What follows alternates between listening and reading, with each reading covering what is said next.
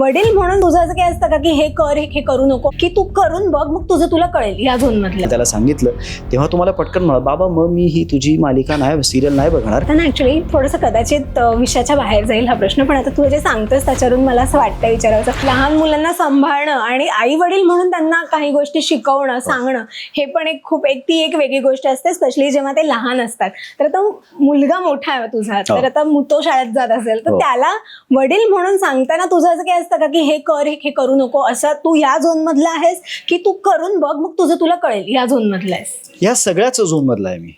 म्हणजे तो करतच नाहीये असं झाल्यानंतर हे सांगावंच लागतं की एकदा करून तरी बघ, मग नाही आवडलं तर नाही. तू मस्तीखोर आहे? भरपूर मस्तीखोर आहे, भरपूर. म्हणजे सगळी तो बॅकलॉग भरून काढतोय माझा. कारण तो एकदा दिसतो माझ्यासारखा. सगळेच म्हणतात की अरे ऋग्वेद खूप तुझ्यासारखा दिसतो. आणि ऋग्वेदच्या डोक्यामध्ये काही गोष्टी आम्ही खूप क्लिअर भरवलेल्या आहेत की हे हे हे असं वागणारी माणसं म्हणजे लबाड आणि हे हे असं वागणारी माणसं म्हणजे चांगली. सो आत्ता जेव्हा मी आता कमळी करतोय, मग त्याच्यात मी थोडासा लबाड असणार आहे असं जेव्हा मी काल त्याला सांगितलं तेव्हा तुम्हाला पटकन म्हणा, बाबा मग मी ही तुझी मालिका नाही, सिरियल नाही बघणार. पोलीस तुला पकडतील, घेऊन जातील. लबाड माणसांना पोलीस पकडतात. पण मला त्यातनं हे जाणवलं की लहान मुलांचा हा जो सच्चेपणा आहे, हा जो इनोसन्स आहे, हा मोठेपणी आपल्यात कुठे हरवतो. की लबाडपणा कुठलाही केला की आपल्याला पोलीस किंवा कुठली यंत्रणा आपल्याला पकडू शकते. हा शहाणपणा आपल्याला मोठं झाल्यानंतर का नसतो आपल्याकडे. तर लहान मुलांकडनं खूप शिकण्यासारखं आहे. तर मी त्याला शिकवण्यापेक्षा त्याच्याकडनंच मी खूप शिकत असतो. राधाही त्याच्याकडनं शिकत असते. राधा सुद्धा त्याचं शेपूट आहे.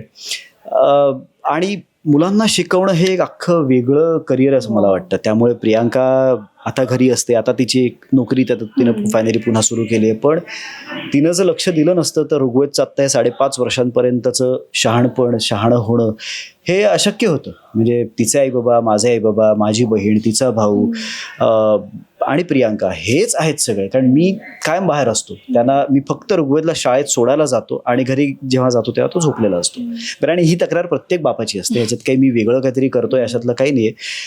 पण हेच करायचं असतं कारण बाबा इतकं काम करतोय हे जेव्हा ते हळूहळू बघत राहतात तेव्हा त्यांना त्या कष्टांचंही महत्त्व कळतं, पैशाचंही महत्त्व कळतं आणि तेही खूप गरजेचं आहे. मी त्यांचे लाड पुरवायचे, पण त्यांना हेही कळणं गरजेचं आहे. खरं.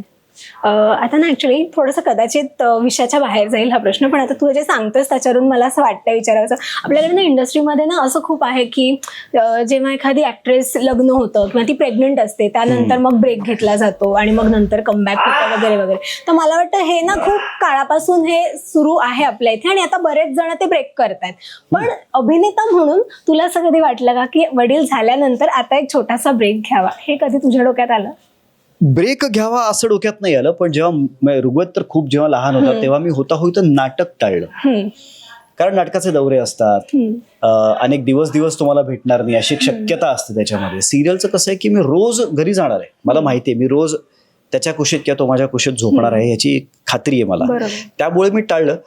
पण आजची पिढी खरंच खूप वेगळी आहे. आजची पिढी त्या स्टिरियोटाइप्समध्ये फॉर्च्युनेटली अडकत नाहीये. म्हणजे कोणाचंही फिजिक किंवा बॉडी याच शेपमध्ये पाहिजे अशी डिमांड सुद्धा आता कमी झालेली आहे.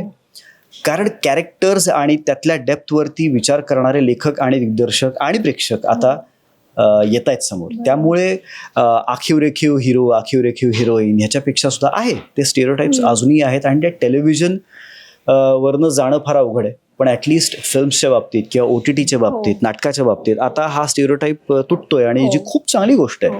एखाद्याला ब्रेक घ्यायचा असेल तर आजची तरुण पिढी इतकी सुज्ञ आहे की आत्तापर्यंत करून ठेवलेलं काम, कमावलेला पैसा याची गुंतवणूक ज्या पद्धतीने तरुण पिढीने केलेली आहे त्यावरून त्यांची पुढची 1-2 वर्ष त्यांनी सिक्युअर करून ठेवलेली आहेत.